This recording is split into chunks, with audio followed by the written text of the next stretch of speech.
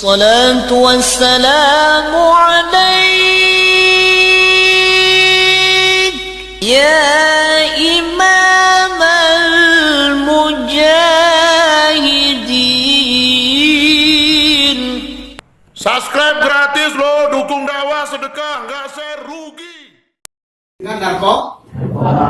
Maka saya sering bilang, komunis yang paling jahat adalah orang yang pecandu narkoba. Oh, kok bisa begitu, Ustaz?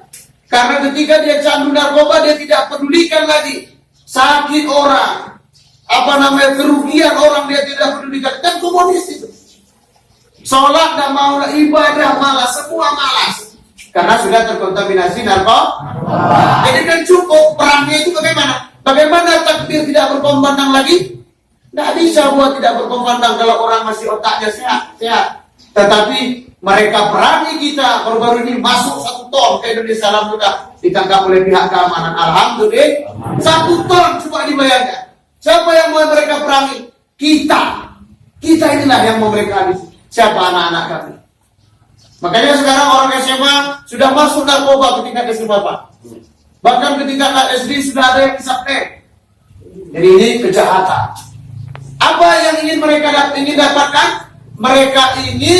Mereka menyerang Indonesia dengan rakyat Indonesia.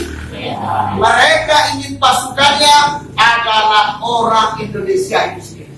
Nah, itu dia ini. Bagaimana cara? Masukkan narkoba. Jadi kalau ada yang mengkonsumsi narkoba, tinggalkan sebelum Anda menjadi pasukan orang lain. Coba bayangkan, mungkin ada tetangga yang pecandu narkoba, mungkin ada saudara yang Anda kenal, ada yang kami kenal. Coba lihat bagaimana apa yang mereka buat.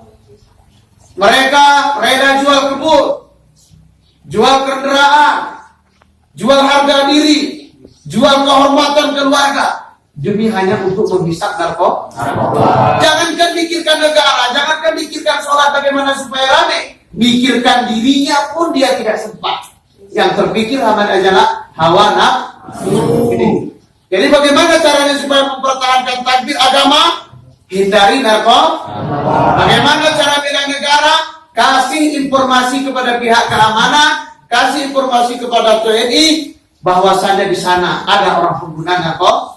Nah, jadi kita perangi musuh kita, musuh dalam selimut.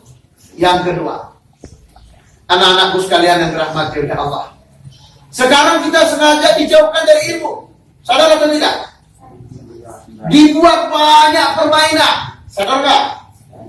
Dibuat permainan, ada yang kalau dalam internet ada warnet main game, betul nggak? Main PlayStation. Jadi anak-anak nggak belajar lagi. Dia main game terus, pagi pulang sekolah main game. Di sekolah aja dia mikirkan game. Betul atau tidak? Kalau game itu ketika satu level naik kepada level lainnya, apa yang dikasih? Uang, uang.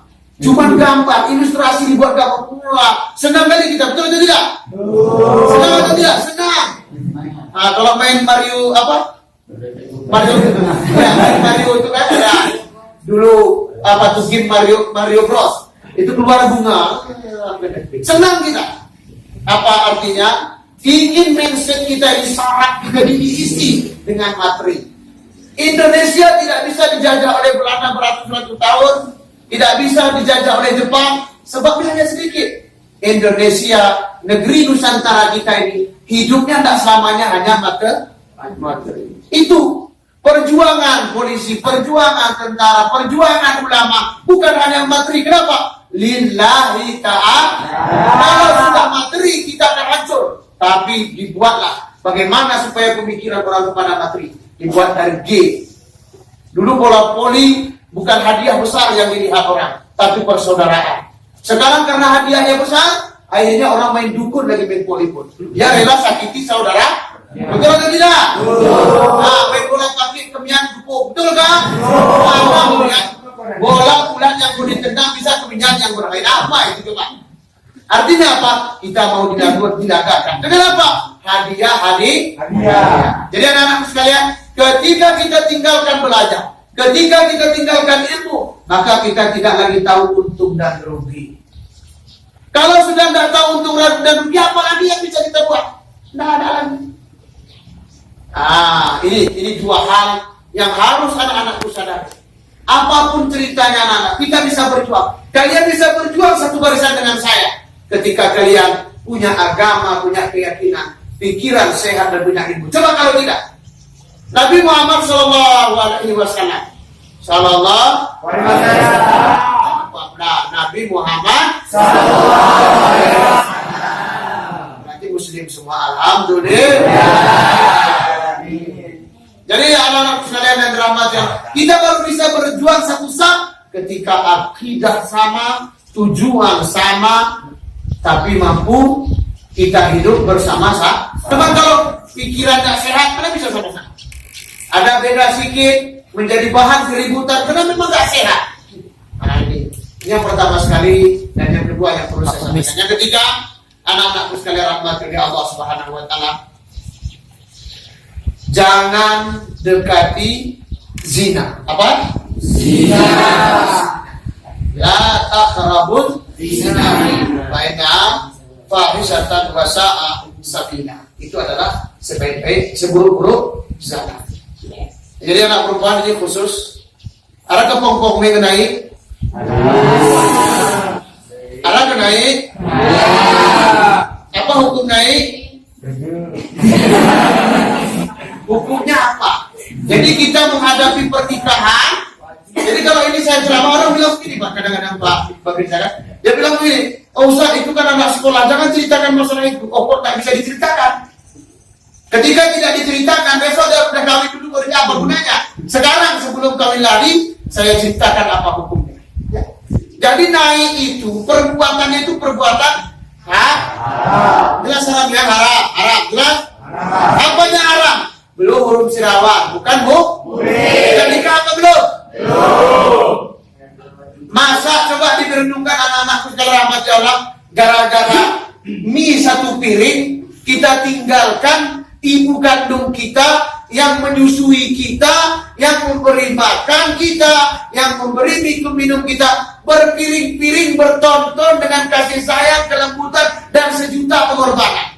Si awannya tak cara piring mie, dia cerai kuliah ada mie, dia ngerayu, betul kan? Dia sengen iman piala.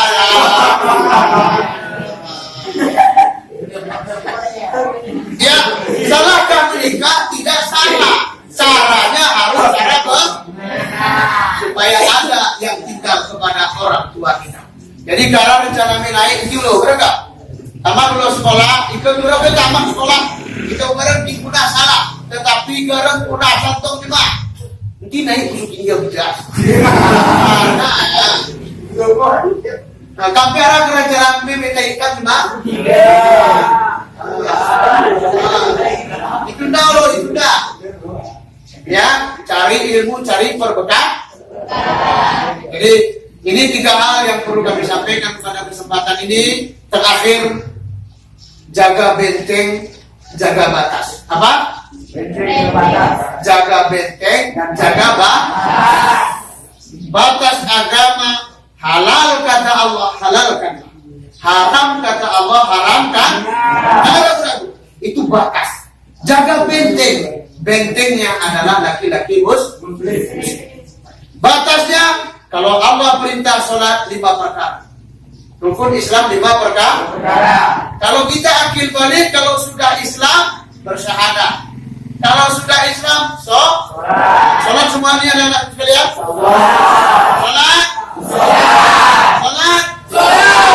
Kalau sholat Islam. Karena ketika batas pembedanya ketika tidak sholat kafir. Puasa, haji, zakat itu batas. Iman 6. Iman kepada Allah, iman kepada Rasul, iman kepada malaikat, iman kepada kitab, iman kepada hari kiamat, iman kepada untuk baik dan untuk jahat. Jaga kalian laki-laki muslim, ar-rijalu qawwamuna 'ala nisa. Kalian benteng, kalian pelindung bagi perempuan. Jika kalian semua mau rusak, maka otomatis agama kita akan rusak. Bila itu topik wal hidayah. Assalamualaikum warahmatullahi wabarakatuh.